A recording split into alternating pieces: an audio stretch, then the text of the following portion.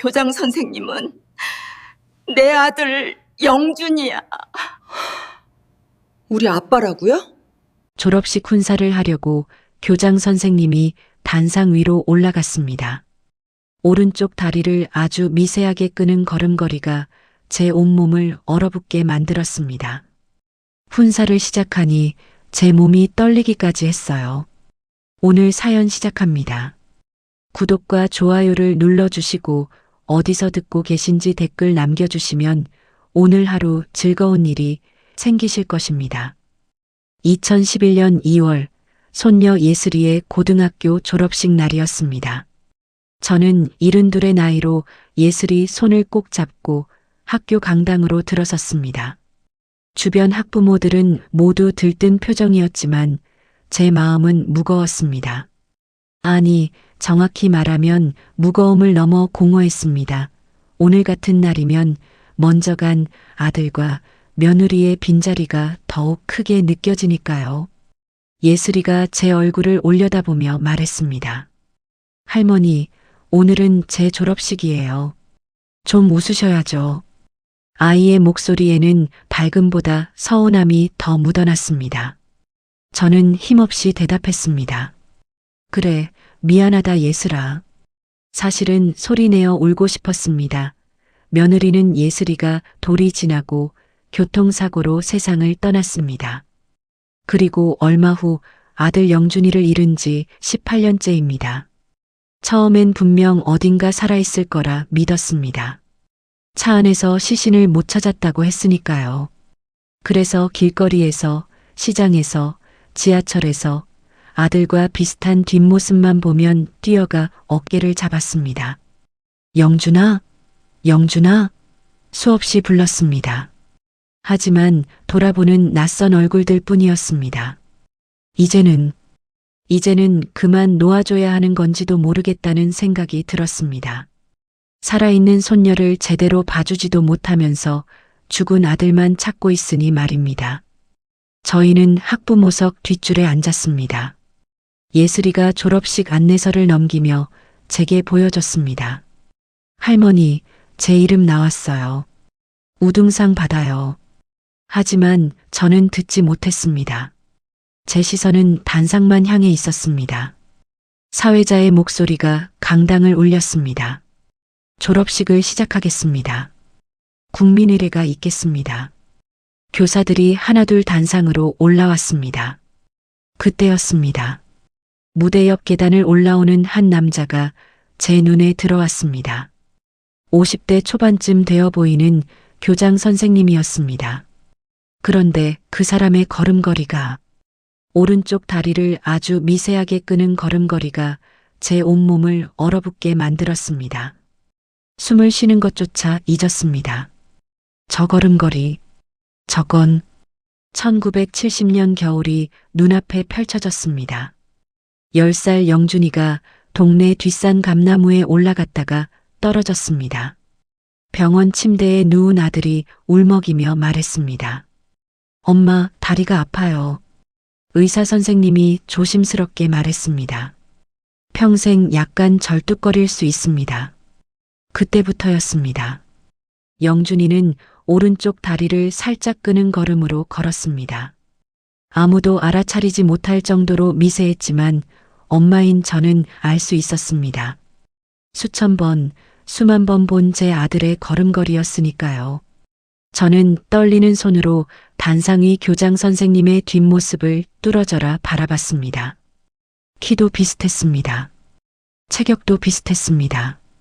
하지만 18년이라는 세월이 흘렀으니 제가 착각하는 건지도 몰랐습니다. 그때 교장 선생님이 정면을 향해 돌아섰습니다. 저는 그의 얼굴을 똑바로 볼 수 있었습니다. 심장이 터질 듯 뛰었습니다. 저 사람은 혹시... 사회자의 목소리가 다시 강당에 울려 퍼졌습니다. 정현석 교장 선생님께서 졸업식 훈사를 하시겠습니다. 교장 선생님이 마이크 앞에 섰습니다. 단정한 정장 차림에 인자한 인상이었습니다. 그분의 목소리가 천천히 흘러나왔습니다. 학부모 여러분, 오늘 이 자리까지 딸을 키우시느라 얼마나 힘드셨을까요? 그 순간 제 가슴이 철렁 내려앉았습니다. 목소리마저 영준이를 닮았습니다. 따뜻하면서도 어딘가 쓸쓸한 그 특유의 음색이었습니다. 하지만 교장 선생님의 다음 말에 저는 더욱 충격을 받았습니다. 저는 가족이 없어서 잘 모르지만 여러분의 사랑은 느낄 수 있습니다. 가족이 없다고요? 독신이라고요? 제 손이 떨리기 시작했습니다. 영준이도 결혼했었습니다. 아내를 일찍 여의긴 했지만 예슬이라는 딸이 있었습니다. 만약 저 사람이 정말 영준이라면 18년 동안 혼자 살아왔다는 건가요? 가슴이 미어지는 것 같았습니다. 제 아들이 새 가정을 꾸렸다면, 그래서 행복하게 살고 있다면 차라리 마음이 편했을 텐데, 혼자서 18년을 외롭게 살아왔다니. 아니야, 송기옥. 착각하지 마. 저 사람은 그냥 영준이를 닮은 다른 사람일 뿐이야. 하지만 마음 한구석에서는 희망이 꿈틀거렸습니다. 혹시, 정말 혹시라도 교장 선생님이 졸업장 수여를 위해 단상 중앙으로 이동했습니다. 바로 그때였습니다. 다시 한번 오른쪽 다리를 살짝 끄는 걸음걸이가 보였습니다. 제 입에서 신음이 새어나왔습니다. 옆에 앉은 예슬이가 깜짝 놀라 제 얼굴을 들여다봤습니다. 할머니, 괜찮으세요? 예슬이의 목소리가 걱정으로 가득했습니다. 저는 손으로 가슴을 누르며 힘겹게 대답했습니다. 아냐, 괜찮아. 하지만 괜찮지 않았습니다.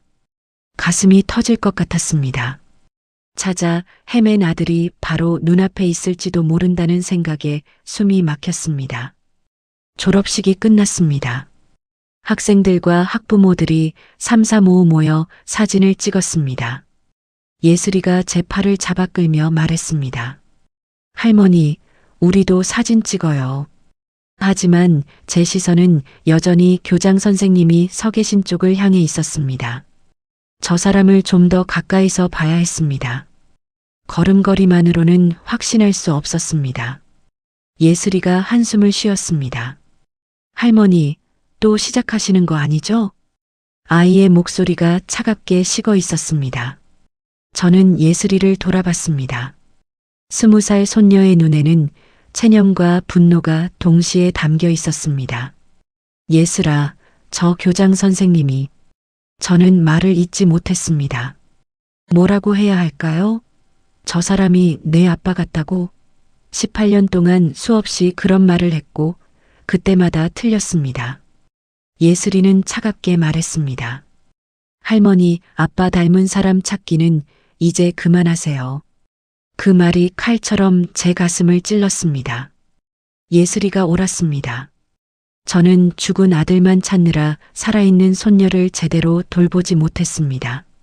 오늘도 예슬이 졸업식인데 제 머릿속은 온통 저 교장 선생님 생각뿐이었습니다. 두 사람 사이에 무거운 침묵이 흘렀습니다. 바로 그때였습니다. 누군가 제 어깨를 톡톡 쳤습니다. 저는 깜짝 놀라 뒤돌아봤습니다. 60대 초반쯤 되어 보이는 남자가 서 있었습니다. 낯익으면서도 낯선 얼굴이었습니다. 혹시 송기옥 여사님 맞으시죠? 남자의 목소리는 조심스러웠습니다. 저는 어리둥절해서 되물었습니다. 네, 누구시죠? 저 김태식입니다. 이 학교 행정실에서 일하고 있습니다.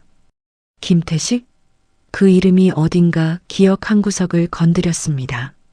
하지만 정확히 떠오르지 않았습니다. 그때 남자가 한 걸음 더 다가서며 더욱 작은 목소리로 말했습니다. 여사님, 도영준 선생님 아직 찾고 계십니까? 순간 제 온몸에 피가 얼어붙었습니다. 도영준, 제 아들 이름. 수없이 불렀지만 다른 사람의 입에서 듣는 건 처음이었습니다. 제 입술이 파르르 떨렸습니다. 당신 도대체 누구세요? 남자가 다시 한번 또박또박 말했습니다. 저 김태식입니다. 93년까지 도영준 선생님과 같은 건설회사에서 일했습니다. 그 순간 기억이 퍼즐처럼 맞춰지기 시작했습니다. 김태식? 1992년 여름 건설 현장 회식 자리. 영준이 옆에 앉아서 술잔을 부딪히며 웃던 그 사람. 영준이가 말했었죠. 엄마, 태식 형님은 제 은인이에요. 아니, 제가 태식 형님 아들 은인이라고 해야 하나? 제 눈에서 눈물이 글썽였습니다. 태식 씨, 그때 그 김태식 씨가 맞으세요? 네, 맞습니다. 남자가 고개를 끄덕였습니다. 옆에 서 있던 예슬이가 우리를 번갈아 보며 물었습니다.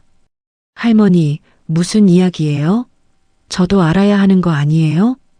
아이의 목소리에 불안이 묻어났습니다. 저는 예슬이 손을 잡았습니다. 예슬아, 잠깐만. 할머니가 아저씨랑 얘기 좀 하고 올게.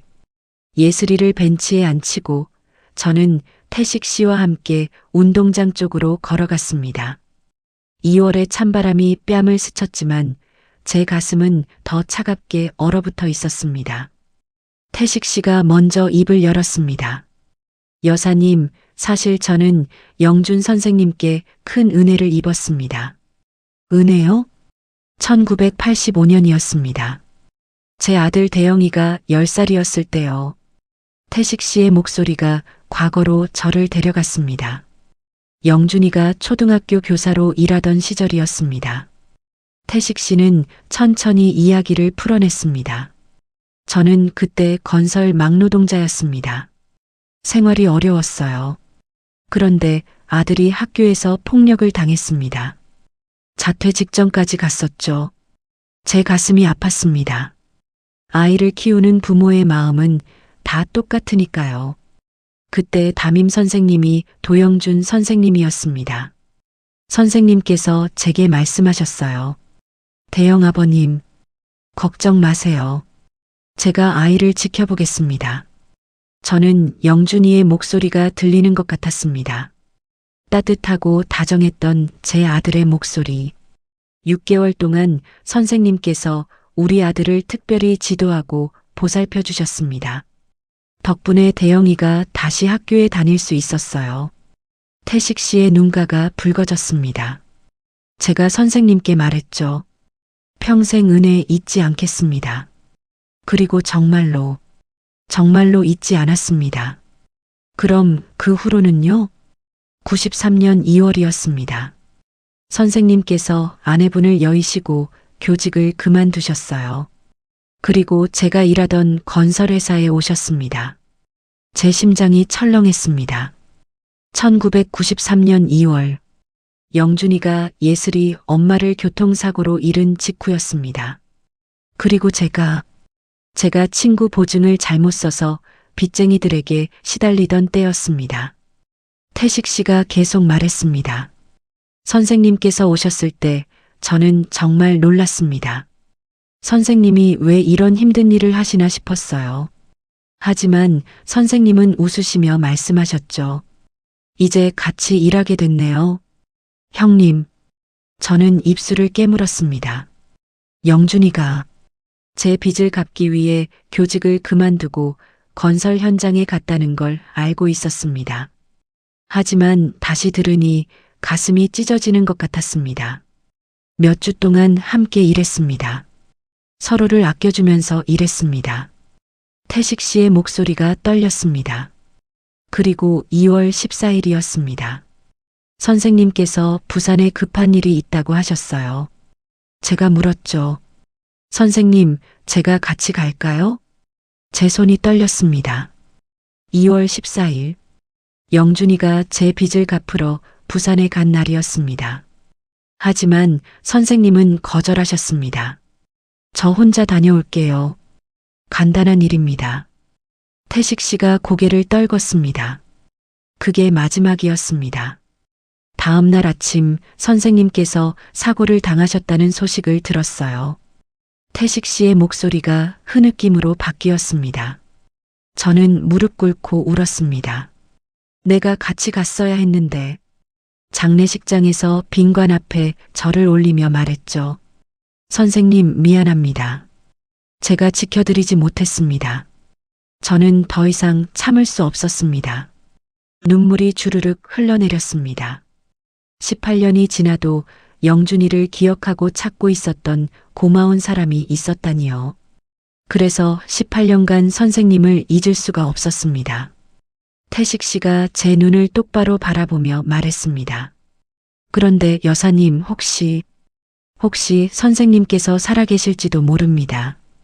태식 씨가 천천히 말을 이어갔습니다. 여사님, 제가 2009년에 이 학교로 온 건 우연이 아니었습니다. 제 눈이 커졌습니다. 태식 씨의 표정이 너무 진지했습니다. 그해 봄, 제 아들 대영이가 교육청 공무원이 됐습니다. 대영이가 저한테 말했어요. 아버지, 영준 선생님 은혜를 잊으면 안 됩니다. 제가 아버지를 서울 학교 행정실로 추천해 드릴게요. 저는 그 말이 무슨 뜻인지 몰랐습니다. 대영이가 설명했습니다. 아버지, 교육청 인사 공고문을 보다가 이상한 걸 발견했어요. 보통 교사들은 대학부터 경력이 나오는데 정현석 교장 선생님은 1996년부터 기록이 시작됩니다. 태식 씨의 목소리가 떨렸습니다. 1993년 이전 기록이 전혀 없다는 겁니다. 여사님, 이게 뭘 의미하는지 아시죠? 제 심장이 쿵쿵 뛰기 시작했습니다. 그래서 정말 혹시 하는 마음으로 이 학교에 지원했습니다. 2009년 3월 첫 출근 날이었습니다. 그의 눈빛이 흔들렸습니다. 교장 선생님이 복도를 걸어오시는데 오른쪽 다리를 아주 미세하게 끄는 걸음걸이를 보는 순간 제 온몸이 얼어붙었습니다. 저도 기억났습니다. 영준이가 어렸을 때 나무에서 떨어져 다리를 다친 일, 의사가 말했었죠. 평생 약간 절뚝거릴 수 있습니다. 하지만 가까이서 보니 이름도 정현석, 나이도 애매했습니다. 저는 생각했어요. 설마 그냥 닮은 사람이겠지. 태식 씨가 말을 멈췄습니다. 2월의 찬바람이 저희 사이를 스쳐 지나갔습니다. 그런데 며칠 뒤 교장 선생님이 무의식적으로 노래를 흥얼거리시는 걸 들었습니다. 반짝반짝 작은 별. 영준 선생님이 자주 부르시던 그 노래였어요. 제 눈에서 눈물이 흘러내렸습니다. 영준이가 예슬이한테 자장가로 불러주던 노래. 2년 동안 조용히 관찰했습니다. 다정한 말투, 전화 통화할 때 왼손을 주머니에 넣는 습관, 된장찌개를 좋아하는 음식 취향. 학교 선생님들과 이야기 나누며 조금씩 알게 됐어요. 모든 게 도영준 선생님과 똑같았습니다. 태식 씨가 말한 영준이 말투 그거 다 맞아요. 그럼 정말 우리 영준이가. 태식 씨가 제 손을 잡았습니다. 특히 학교 행사 때마다 홀로 오신 할머니들을 유독 챙기시더라고요. 마치 누군가를 찾는 것처럼. 그리고 학교에서 소문이 돌았습니다. 교장 선생님 손에 화상 흉터가 있다고. 제 입에서 신음이 새어나왔습니다. 화상 흉터. 여사님, 선생님께 직접 들은 건 아니지만 학교 선생님들 말씀으로는 1993년 사고를 당하셨다고 합니다. 그리고 기억을 잃으셨다고. 태식 씨가 조심스럽게 말을 이어갔습니다. 여사님, 혹시 영준 선생님 사고가 어디서 났는지 아십니까? 부산 가는 길이었어요. 경부 고속도로에서. 그때 경찰이 뭐라고 하던가요? 저는 그날을 떠올렸습니다.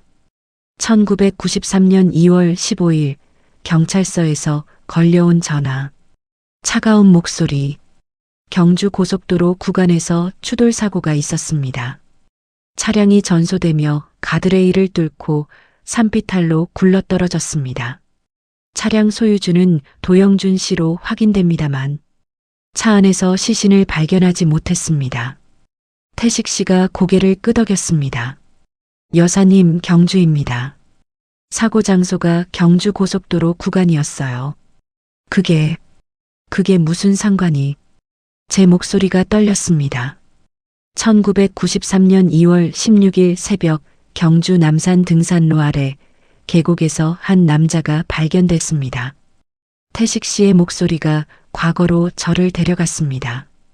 등산 온 노부부가 쓰러진 남자를 발견했습니다. 양손에 화상을 입고 의식불명 상태였어요. 옷은 찢어지고 온몸에 흙이 묻어 있었습니다. 저는 숨이 막혔습니다. 119 구급차가 도착해서 경주 시내병원으로 이송했습니다. 의사가 말했죠. 머리에 심한 타박상, 양손 이도 화상, 기억상실 증세. 경찰은요? 경찰은 뭐라고? 경찰이 신원 확인을 하려 했지만 소지품이 전혀 없었습니다. 지문 채취를 하려 했는데 화상이 심해서 불가능했어요. 태식 씨가 말했습니다. 그런데 여기서 문제가 생겼습니다. 사고가 난 경주 고속도로는 부산 방면 관할이고 남산 계곡은 경주 지역 파출소 관할이었어요. 1993년 당시에는 지금처럼 정보 공유가 잘 안 됐습니다. 게다가 도영준이라는 이름으로는 이미 사망 추정 처리가 되어 있었어요. 경찰이 실종자 명단을 뒤져도 나올 리가 없었죠. 제 가슴이 찢어지는 것 같았습니다.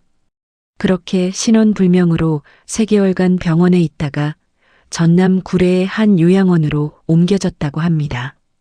어떻게 그런 걸 다 아세요? 학교 선생님들께 조금씩 들었습니다. 교장 선생님이 가끔 말씀하셨대요. 자신이 어디서 왔는지 모른다고. 1993년 사고 이후 기억이 없다고. 태식 씨가 제 어깨를 붙잡았습니다. 여사님, 괜찮으세요? 저는 고개를 저었습니다. 괜찮을 리가 없었습니다. 제 아들이 저를 기억하지 못한 채 18년을 살았다니. 그런데 여사님, 한 가지 더 말씀드릴 게 있습니다. 태식 씨의 목소리가 떨렸습니다. 교장 선생님이 결혼을 안 하셨대요. 18년 동안 독신으로 사셨습니다. 왜요? 왜 결혼을 안 하셨을까요? 학교 선생님들 말로는 혹시 어딘가에 가족이 있을지도 모른다는 생각 때문이었다고 합니다. 기억은 나지 않지만 누군가 자신을 기다리고 있을지도 모른다고. 저는 더 이상 서 있을 수가 없었습니다. 무릎에 힘이 풀려 운동장 바닥에 주저앉았습니다. 그날 저녁 저는 예슬이와 함께 집으로 돌아왔습니다. 예슬이는 학교에서부터 계속 침묵을 지켰습니다. 택시 안에서도 집에 들어와서도 한마디 말이 없었습니다. 저는 알고 있었습니다. 예슬이가 무슨 생각을 하고 있는지. 거실 소파에 앉자마자 예슬이가 입을 열었습니다. 할머니, 오늘 그 아저씨가 무슨 말을 한 거예요? 제 입술이 떨렸습니다.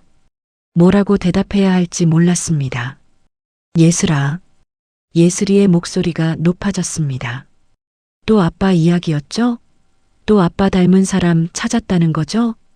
예슬아, 이번엔 다를 수도 있어. 예슬이가 소파에서 벌떡 일어났습니다. 할머니, 18년 동안 몇 번이나 그러셨어요. 그 순간 기억들이 파도처럼 밀려왔습니다. 예슬이가 10살이었을 때 제가 길거리에서 낯선 남자에게 다가가 영준아 하고 부르던 날. 14살 때는 지하철역에서 뒷모습만 보고 한참을 쫓아갔었죠. 예슬이가 얼마나 창피했을지, 얼마나 힘들었을지. 16살 때 예슬이가 제게 말했습니다. 할머니, 아빠는 돌아가셨어요. 제발 그만하세요. 하지만 저는 멈출 수 없었습니다. 제 아들을 찾는 일을, 아니, 제 죄책감에서 벗어나는 일을. 18년 동안 못 찾았으면 이제 포기하셔야죠. 예슬이의 목소리가 떨리기 시작했습니다. 할머니는 죽은 아빠만 생각하시잖아요. 저는요? 저는 할머니 손녀가 아니에요? 그 말이 제 가슴을 칼로 찌르는 것 같았습니다. 할머니, 솔직히 말할게요. 예슬이가 눈물을 참으며 말했습니다. 저는 아빠가 돌아오는 게 무서워요. 예슬아? 저는 놀라서 예슬이를 바라봤습니다. 아빠가 돌아오면 제가 밀려나는 거 아닌가요? 예슬이의 눈에서 눈물이 흘러내렸습니다. 할머니는 그동안 저 키우느라 힘드셨잖아요.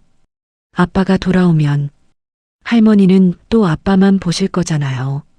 저는 할머니한테 짐이 되는 거죠? 그 순간 저는 무릎을 꿇었습니다. 72살 노인이 20살 손녀 앞에서 무릎을 꿇는다는 게 쉬운 일은 아니었습니다. 하지만 저는 무릎을 꿇어야만 했습니다. 예슬아, 미안하다. 할머니, 일어나세요. 예슬이가 당황하며 제 팔을 잡았습니다. 할머니가 정말 미안하다. 제 목소리가 떨렸습니다. 내 말이 맞아. 할머니는 죽은 아들만 찾고 살아있는 너는 제대로 못 봐줬어. 예슬이가 저를 일으켜 세웠습니다. 할머니, 저도 이해해요. 할머니가 얼마나 힘드셨을지, 아들을 잃은 마음이 얼마나 아플지. 예슬이가 제 손을 잡았습니다.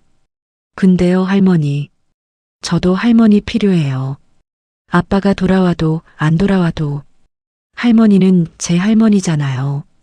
저는 손녀를 끌어안았습니다. 그리고 한참을 울었습니다. 18년 동안 제가 놓치고 살았던 것들이 보였습니다. 예슬이의 입학식, 운동회, 생일. 모든 순간에 저는 죽은 아들만 생각했었습니다. 그래, 할머니가 예슬이 할머니지. 할머니가 바보같이. 정말 미안했어. 둘이 한참을 울고 난 후 예슬이가 말했습니다. 할머니가 또 상처받으실까봐. 그게 걱정돼서 그랬어요. 18년 동안 할머니 우시는 거 보는 게 너무 힘들었어요. 저는 손녀의 얼굴을 올려다봤습니다. 언제 이렇게 컸을까? 언제 이렇게 어른스러워졌을까? 예슬아, 할머니가 미안해. 그래도 제발 이젠 그만하세요. 근데 예슬아, 이번엔 정말 다를 수도 있어. 무슨 말씀이세요? 저는 태식 씨가 해준 이야기를 모두 들려줬습니다. 교장 선생님의 걸음걸이, 화상 흉터, 1993년 이전 기록이 없다는 것, 기억상실로 요양원에서 살았다는 것. 예슬이는 말없이 듣고 있었습니다. 그리고 하나 더 이야기할 게 있어. 저는 서랍을 열었습니다. 1993년 일기장을 꺼냈습니다. 예슬아, 사실은 저는 그날의 진실을 처음으로 손녀에게 털어놨습니다. 친구 영숙이의 보증을 잘못 쓴 일, 5천만 원이라는 빚, 영준이가 저 때문에 교직을 그만두고 건설 현장에 간 일, 그날 2월 14일에 부산으로 빚 갚으러 간 일, 할머니, 아빠가 사고 난 건. 예슬이의 목소리가 떨렸습니다. 그래, 할머니 때문이었어. 예슬이가 일기장을 읽으며 눈물을 흘렸습니다. 바랜 종이에 적힌 제 글씨. 미안하다 영준아. 엄마가 내 인생을 망쳤다. 할머니, 왜 진작 말씀 안 하셨어요? 혼자 그렇게 짊어지고 사시면 어떡해요. 미안하다 예슬아. 할머니가 죽을 죄를 지었어. 할머니 잘못이 아니에요. 예슬이가 저를 끌어안았습니다. 속인 사람이 나쁜 거지. 할머니가 뭘 잘못하셨어요. 우리는 한참을 안고 울었습니다. 잠시 후 저는 하나 더 이야기했습니다. 예슬아, 그때 아빠 사고 보상금이 3억 원 나왔어. 산재 보상금하고 보험금. 할머니가 그 돈으로 떡집을 차렸지. 예슬이의 눈이 커졌습니다. 할머니 떡집, 그 돈으로 차리신 거였어요? 예슬아, 할머니는 그 돈 쓸 때마다 죽고 싶었어. 아침마다 떡 만들 때마다 내 아빠 생각에 손이 떨렸어. 그래서 더 미안했어. 아빠 목숨값으로 우리가 먹고 사는 거잖아. 예슬이가 다시 저를 껴안았습니다. 한참 후 예슬이가 말했습니다. 할머니, 정말 이번엔 아빠일 수도 있어요? 모르겠어. 하지만 확인은 해봐야 할 것 같아. 그럼 제가 도와드릴게요. 졸업은 했지만 인사드린다고 교장 선생님 찾아갈게요. 할머니도 같이 가시면 확인할 수 있잖아요. 저는 손녀를 바라봤습니다. 예슬이의 눈빛이 진지했습니다. 예슬아, 정말 저도 알고 싶어요. 제 아빠가 정말 살아계신지. 며칠 후 저는 예슬이와 함께 학교로 향했습니다. 2월의 찬바람이 뺨을 스쳤지만 제 손은 땀으로 축축했습니다. 학교로 가는 택시 안에서 예슬이 손을 잡았습니다. 이번엔 다를 거예요. 아니, 달라야 했습니다. 아니면 정말 놓아줘야 했습니다. 교장실 앞 복도에 섰을 때 저는 더 이상 걸을 수가 없었습니다. 다리가 후들거렸습니다. 예슬이가 제 손을 꼭 잡았습니다. 할머니, 용기 내세요. 예슬아, 만약 아니면 어쩌지? 그래도 확인해야죠. 예슬이가 문을 노크했습니다. 똑똑. 그 소리가 제 심장을 두드리는 것 같았습니다. 들어오세요. 안에서 남자의 목소리가 들렸습니다. 영준이의 목소리와 비슷한 것 같으면서도 달랐습니다. 18년이라는 세월이 목소리도 바꿔놓았을까요? 문이 열렸습니다. 정현석 교장이 책상에서 서류를 보고 있었습니다. 그가 고개를 들어 저를 봤습니다. 그 순간 온몸에 전율이 흘렀습니다. 얼굴, 제 아들 영준이의 얼굴이었습니다. 아니, 18년이 지난 영준이의 얼굴, 눈가의 주름, 이마의 선, 인매, 모든 게 제 아들이었습니다. 교장 선생님, 졸업생이에요. 교장 선생님께 여쭤볼 것이 있어서 왔어요. 예슬이가 침착하게 말했습니다. 하지만 예슬이의 손도 떨리고 있었습니다. 제가 느낄 수 있었습니다.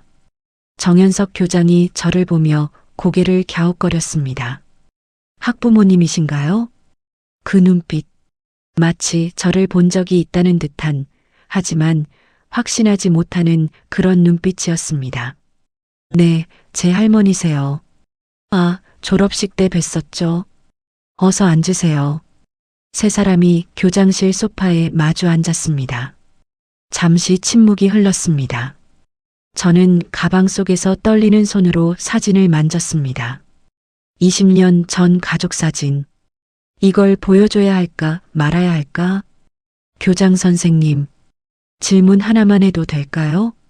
예슬이가 숨을 깊이 들이쉬며 물었습니다. 그래요, 무엇이든. 혹시 18년 전에 교통사고 당하신 적 있으세요?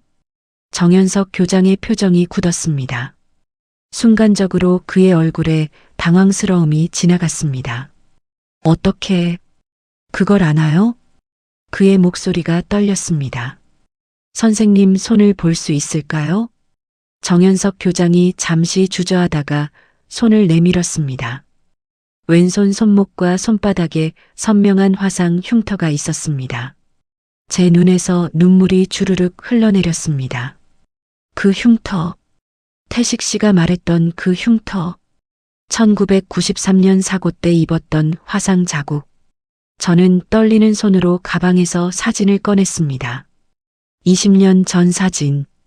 젊은 영준이, 어린 예슬이, 그리고 저. 명절날 찍은 가족 사진이었습니다. 이 사진 좀 봐주시겠어요? 정현석 교장이 사진을 받아들었습니다. 그가 사진을 보는 순간 손이 미세하게 떨렸습니다. 이 사람이 저와 닮았네요. 그의 목소리에 놀라움이 묻어났습니다. 닮은 게 아니에요. 교장 선생님이세요. 제 목소리가 떨렸습니다. 무슨 말씀을 하시는 건지. 이 사람은 제 아들 도영준이에요. 18년 전 사고로 죽었다고 알고 있었어요. 하지만 교장 선생님을 보니 제 아들과 너무 똑같아요. 정현석 교장이 사진을 뚫어지게 바라봤습니다. 한참 동안 말이 없었습니다. 그의 눈빛이 흔들렸습니다. 도영준. 그 이름. 순간 그가 관자놀이를 눌렀습니다. 마치 머리가 아픈 것처럼. 교장 선생님, 괜찮으세요? 예슬이가 놀라며 물었습니다. 제 이름은 정현석입니다. 도영준이 아니에요. 하지만 그의 손은 계속 떨리고 있었습니다. 사진을 쥔 손이. 교장 선생님, 혹시 기억이 안 나시는 건가요? 정현석 교장이 천천히 고개를 끄덕였습니다. 93년에 사고가 있었습니다. 깨어났을 때 아무것도 기억나지 않았어요. 제가 누구인지, 어디서 왔는지, 가족이 있는지, 모든 게 사라져 있었습니다. 저는 입술을 깨물었습니다. 제 아들이 저를 기억하지 못한다는 것이. 그럼 예슬이는? 딸 도예슬이는요? 정현석 교장이 예슬이를 봤습니다. 그 순간 그의 눈빛이 흔들렸습니다. 무언가가 스쳐 지나가는 듯한 표정이었습니다. 다시 그가 머리를 감싸 쥐었습니다. 죄송합니다. 정말 기억이 안 나요. 저는 천천히 일어섰습니다. 가슴이 너무 아팠습니다. 18년 만에 제 아들을 찾았는데 아들은 저를 기억하지 못했습니다. 알겠습니다. 저희가 착각한 것 같네요. 할머니.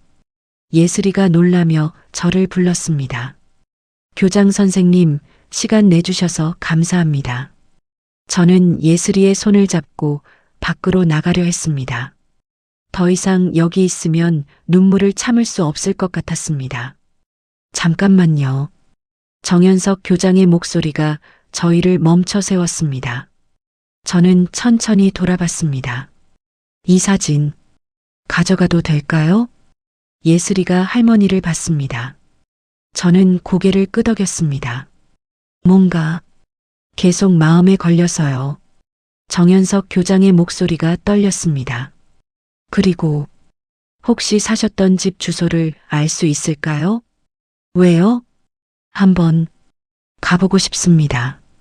괜찮으시면 이번 주 토요일 오후 찾아뵙겠습니다.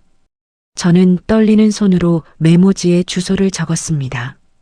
우리가 18년째 살고 있는 집 주소였습니다. 감사합니다. 정현석 교장이 메모지를 받아들며 말했습니다. 그의 눈빛에는 무언가 간절한 것이 담겨 있었습니다. 저희는 교장실을 나왔습니다. 복도를 걸으며 예슬이가 작은 목소리로 물었습니다. 할머니, 희망이 있어요. 모르겠다. 하지만 저는 말을 잇지 못했습니다. 희망을 가져도 될까요? 다시 실망하게 되면 어쩌죠? 이틀 후였습니다. 토요일 오후 초인종 소리가 울렸습니다. 딩동. 예슬이가 인터폰을 확인했습니다. 할머니, 교장 선생님이세요. 제 심장이 쿵쾅거렸습니다. 정말 오셨구나. 저는 앞치마를 벗으며 현관으로 갔습니다. 어서 오세요. 문을 열자 정현석 교장이 서 있었습니다. 평상복 차림이었습니다. 그의 얼굴에는 긴장감이 역력했습니다. 초대해 주셔서 감사합니다. 아니에요. 들어오세요. 정현석 교장이 대문을 들어서는 순간이었습니다. 그가 갑자기 멈춰 섰습니다. 파란 대문, 작은 마당, 화분들. 그는 주변을 천천히 둘러봤습니다. 그의 손이 대문 손잡이를 쓰다듬었습니다. 마치 오래전부터 알고 있던 것처럼. 선생님, 괜찮으세요? 네. 그냥 왠지 익숙한 느낌이 들어서요. 저는 가슴이 두근거렸습니다. 기억하고 있는 걸까요? 무의식 속에서라도. 거실로 안내했습니다. 정현석 교장이 천천히 주변을 둘러봤습니다. 낡은 소파, 오래된 식탁, 벽에 걸린 시계. 모든 게 18년 전 그대로였습니다. 그가 무의식적으로 부엌 쪽으로 걸어갔습니다. 저는 놀랐습니다. 안내하지도 않았는데 부엌 방향을 아는 것처럼 냉장고 옆에 섰을 때 그가 멈췄습니다. 냉장고 옆면에는 연필로 그은 작은 선들이 있었습니다. 예슬이의 키를 재던 자국들. 예슬이 2살, 예슬이 3살, 예슬이 4살. 희미한 글씨들이 세월의 흔적과 함께 남아 있었습니다. 정현석 교장이 무릎을 꿇고 그 선들을 손으로 쓰다듬었습니다. 그의 손가락이 떨리고 있었습니다. 이게 왜 이렇게 익숙하죠? 그의 목소리가 떨렸습니다. 저는 옆에서 지켜봤습니다. 뭐라고 말해야 할지 몰랐습니다. 선생님이 그으신 거예요.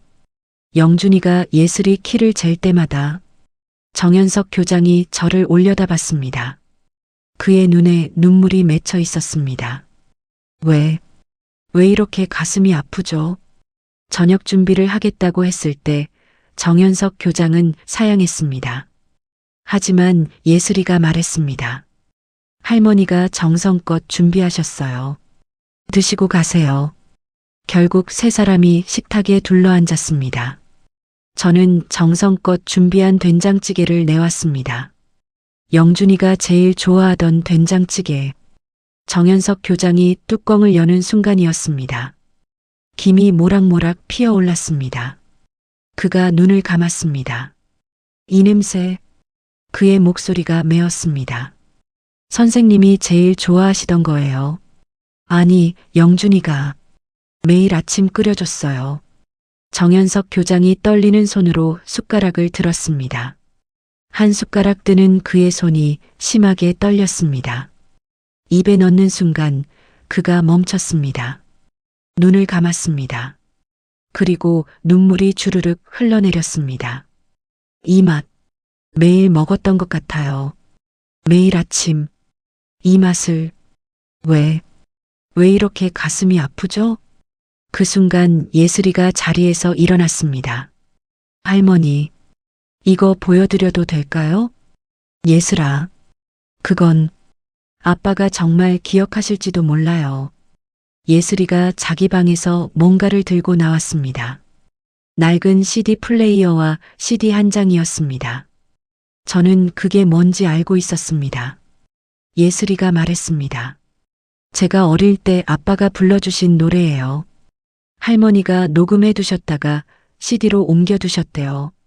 정현석 교장이 CD 플레이어를 바라봤습니다. 이 목소리만은 잊으면 안 될 것 같아서 저는 예슬이에게 고개를 끄덕였습니다. 예슬이가 재생 버튼을 눌렀습니다. 쉬쉬 잡음이 흐른 후 젊은 남자의 목소리가 흘러나왔습니다. 반짝반짝 작은 별 예슬이 우리 딸. 멜로디를 바꿔 부르는 목소리. 따뜻하고 다정한 목소리. 정현석 교장이 얼어붙었습니다. 아빠 목소리 좋아? 응. 어린 여자아이의 목소리가 들렸습니다. 예슬아, 아빠가 세상에서 제일 사랑해. 나도 아빠 제일 사랑해. 정현석 교장의 입술이 움직이기 시작했습니다. 반짝반짝, 작은 별. 그가 따라 부르고 있었습니다. 무의식적으로 그 순간이었습니다. 정현석 교장의 몸이 흔들렸습니다. 그가 말을 잇지 못했습니다. 두 손으로 머리를 감싸 쥐었습니다. 마치 머릿속에서 무언가가 폭발하는 것처럼 기억이 쏟아져 들어오기 시작했습니다. 저는 그걸 알 수 있었습니다. 그의 표정이, 그의 눈빛이, 그의 떨림이 모든 걸 말해주고 있었습니다. 결혼식 날이 보였습니다.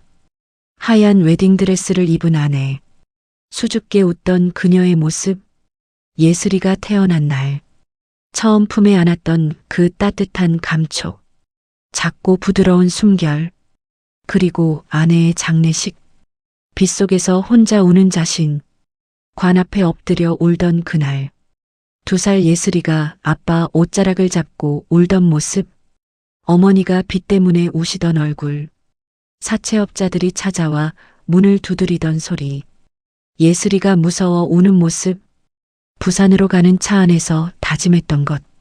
이번만 끝나면 다 괜찮아질 거야. 엄마도 예슬이도 다 지킬 수 있어. 갑자기 뒤에서 쾅. 사고 순간. 불길. 비명. 그리고 암흑. 으아. 정연석 교장이 바닥에 쓰러졌습니다. 저와 예슬이가 황급히 달려갔습니다. 교장 선생님, 괜찮으세요? 그가 바닥에서 몸부림쳤습니다. 18년의 기억이 한꺼번에 밀려오는 고통, 그 무게를 견디기 힘든 것 같았습니다. 한참 후 그가 천천히 눈을 떴습니다. 떨리는 손으로 예슬이의 손을 잡았습니다. 예슬아 미안해. 그 목소리, 정연석의 목소리가 아니었습니다. 영준이의 목소리였습니다. 제 아들의 목소리였습니다. 예슬이의 눈이 휘둥그레졌습니다. 네, 아빠가 너무 늦었지? 예슬이가 입을 막았습니다. 눈물이 주르륵 흘러내렸습니다. 그가 저를 봤습니다. 제 눈을 똑바로 바라봤습니다. 엄마 저 돌아왔어요. 완전히 영준이의 목소리였습니다. 완전히 제 아들의 눈빛이었습니다. 저는 아들을 끌어안았습니다.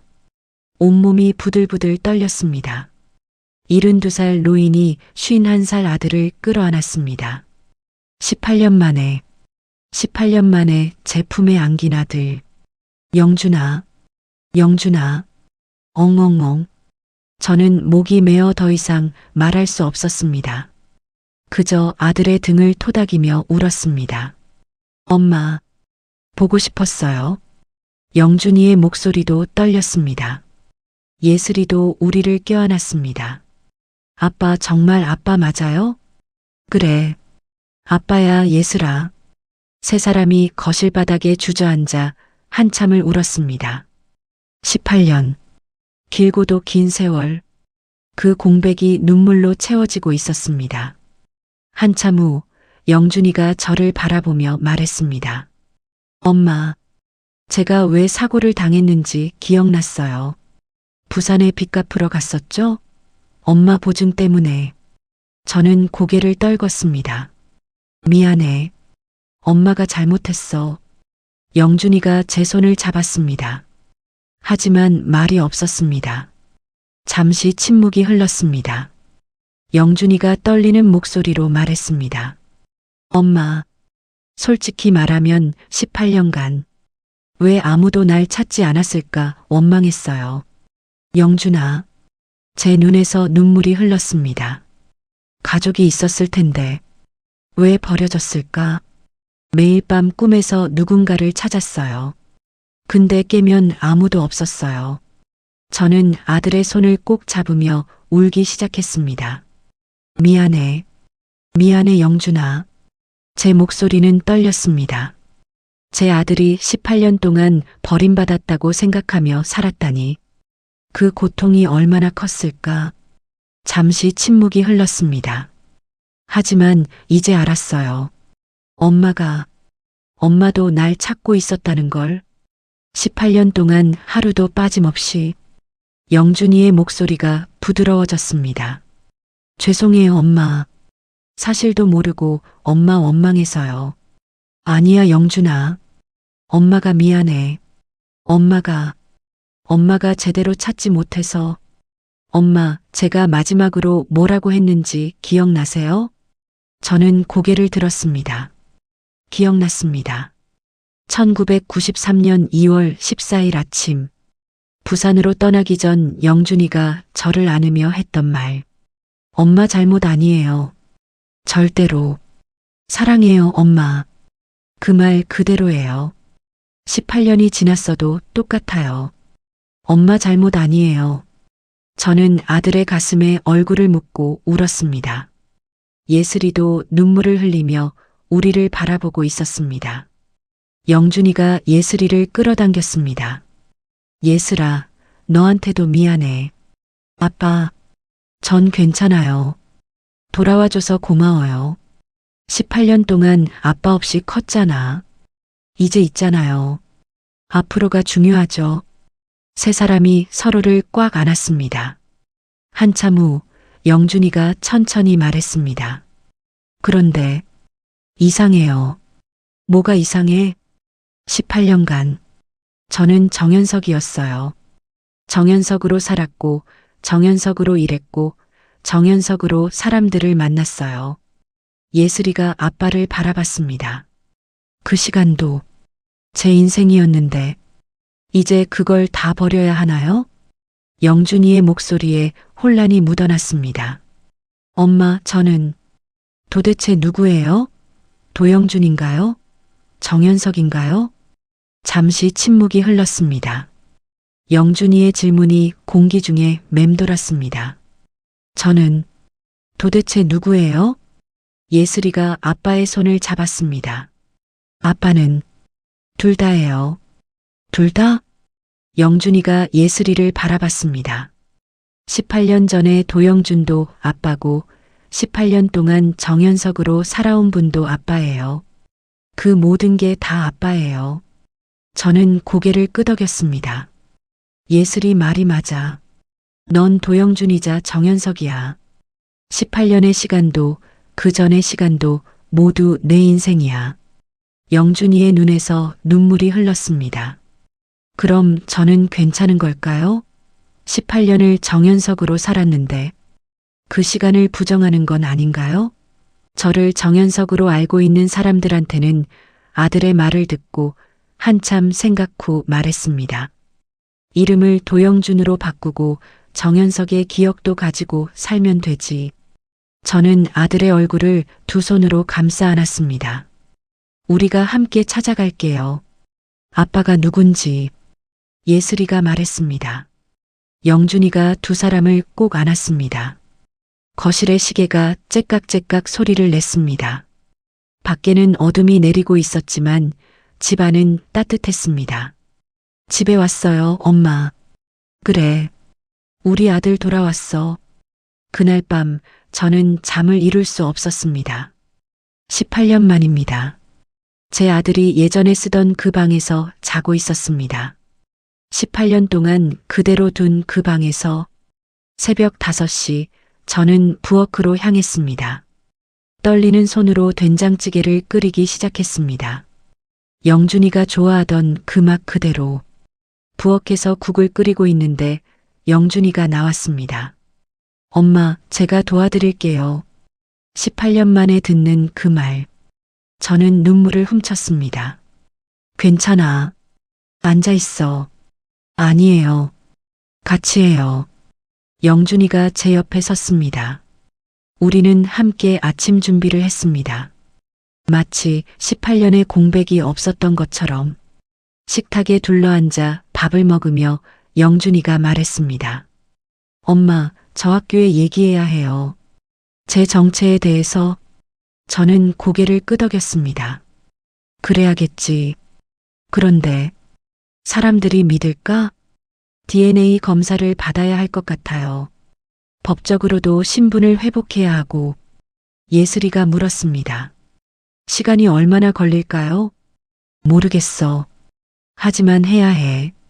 며칠 후 영준이와 저는 병원에 갔습니다. DNA 검사를 위해서였습니다. 의사가 면봉으로 우리 입안볼 안쪽을 긁어 세포를 채취했습니다. 결과는 2주일 후에 나옵니다. 의사가 말했습니다. 2주일. 긴 시간처럼 느껴졌습니다. 하지만 동시에 짧은 시간이기도 했습니다. 18년을 기다렸는데 2주일쯤이야. 영준이는 매일 저희 집에 왔습니다. 아침을 함께 먹고 저녁을 함께 먹었습니다. 예슬이와 이야기를 나누고 저와 차를 마셨습니다. 어느 날 저녁 영준이가 물었습니다. 엄마, 18년 동안 어떻게 사셨어요? 저는 떡집 이야기를 했습니다. 보상금으로 가게를 차린 일, 매일 아침 5시에 일어나 떡을 만든 일, 예슬이를 키운 일. 힘드셨겠어요. 아니야. 예슬이가 있어서 버틸 수 있었어. 예슬이가 옆에서 제 손을 잡았습니다. 영준이도 저희에게 18년을 들려줬습니다. 요양원에서 깨어난 일, 아무것도 기억나지 않던 공포, 매일 밤 누군가를 찾아 헤매던 꿈. 선생님이 되기로 결심한 이유도 말했습니다. 왜인지 모르게 아이들을 가르치는 게 익숙했어요. 마치 전에도 했던 일 같았어요. 영준이는 정말 선생님이었잖아. 저는 미소 지었습니다. 그게 참 신기해요. 기억은 사라져도 몸은 기억하더라고요.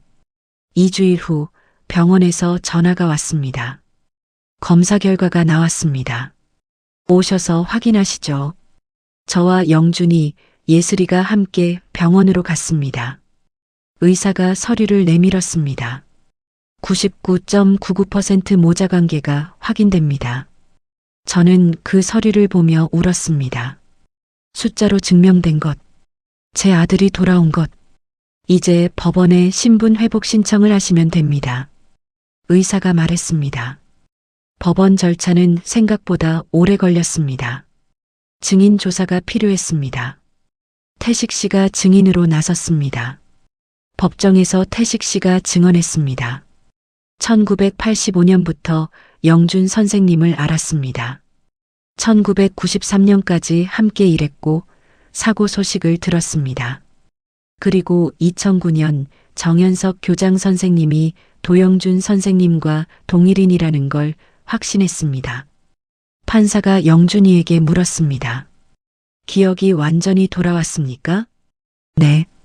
완전히는 아니지만 중요한 것들은 모두 기억났습니다. 2012년 8월이었습니다. 법원 앞 계단에서 영준이가 서류를 들고 나왔습니다. 도영준 신분 회복 판결문. 그 종이 한 장이 18년의 공백을 메워주는 것 같았습니다. 아빠, 축하해요. 예슬이가 환하게 웃었습니다. 고마워, 예슬아. 이제 진짜 우리 아들이 돌아왔구나. 저는 아들의 손을 잡았습니다. 따뜻했습니다. 살아있었습니다. 지난 1년 반이 주마등처럼 지나갔습니다. DNA 검사를 받으러 간 날, 의사가 면봉으로 입안볼 안쪽을 긁을 때의 떨림, 99.99%라는 결과, 증인 조사에서 태식 씨가 증언했던 날, 학교에서도 소란스러웠습니다. 정현석 교장이 사실은 18년 전 실종자였다는 소식. 하지만 DNA 검사와 법원 판결이 모든 걸 증명했습니다. 학교 이사회에서 결정했습니다. 정현석에서 도영준으로 개명하고 계속 근무. 18년간 쌓아온 것도 소중하니까요. 며칠 후 예슬이가 말했습니다. 할머니, 아빠, 우리 학교에서 사진 찍어요. 대학교 캠퍼스는 아름다웠습니다. 단풍이 물든 나무들 사이로 햇살이 비쳤습니다. 여기서 찍어요. 예슬이가 지나가는 학생에게 부탁했습니다. 저희 좀 찍어주시겠어요?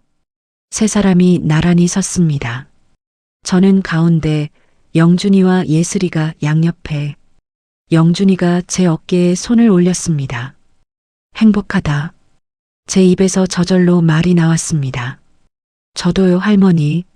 나도. 정말 행복해. 찰칵. 18년 만에 완성된 가족 사진이었습니다.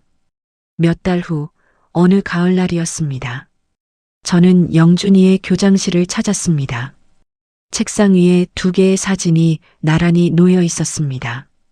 왼쪽은 1993년 가족 사진. 젊은 영준이, 어린 예슬이, 그리고 저. 오른쪽은 2012년 대학교 사진.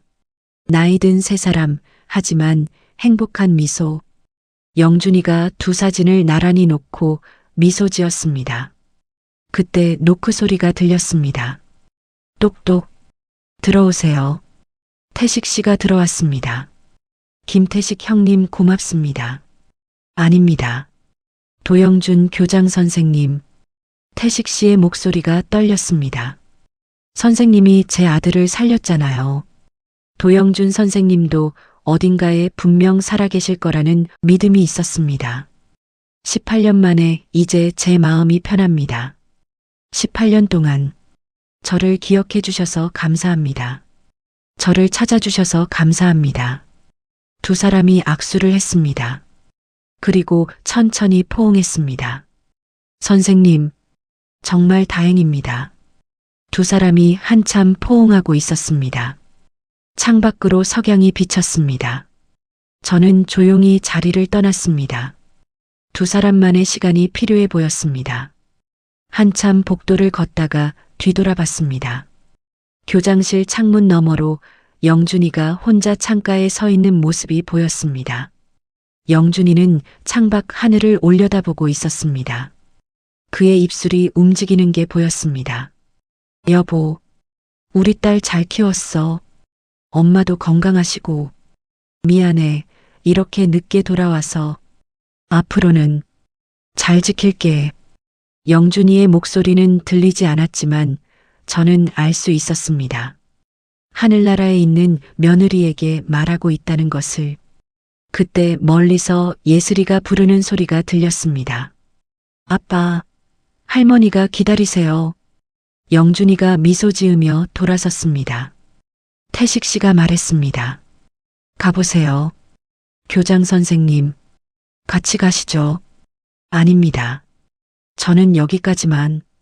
형님도 저희 가족이에요. 같이 가요. 영준이가 태식 씨의 팔을 잡았습니다. 태식 씨가 잠시 망설이다 고개를 끄덕였습니다.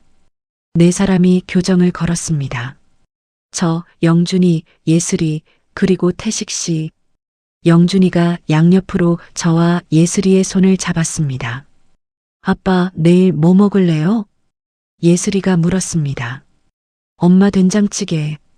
영준이가 웃으며 대답했습니다. 매일 된장찌개야? 제가 웃었습니다. 아빠 취향 안 변했네. 예슬이가 말했습니다. 태식 씨도 함께 웃었습니다. 네 사람이 함께 웃으며 걸었습니다. 저녁 노을이 네 사람을 비췄습니다. 따뜻한 빛이었습니다. 18년입니다. 긴 시간이었습니다. 하지만 결국 우리는 다시 만났습니다. 가족이란 그런 것인가 봅니다. 그리고 죄책감마저도 용서로 치유되었습니다. 가족은 언제나 다시 만나게 되어 있습니다. 오늘 이야기 어떠셨나요? 송기옥 할머니는 아들 또래만 지나가도 영준아하고 불렀을 거예요. 시체도 찾지 못했으니 혹시 살아있지 않을까? 하고요. 가족의 장례를 다 치른 후에도 모든 게 꿈만 같고 집에 가면 그냥 일상처럼 그 사람이 있을 것 같잖아요. 송기옥 할머니 마음이 오죽 아프고 미안하고 죄스럽고 그랬을까 싶어요.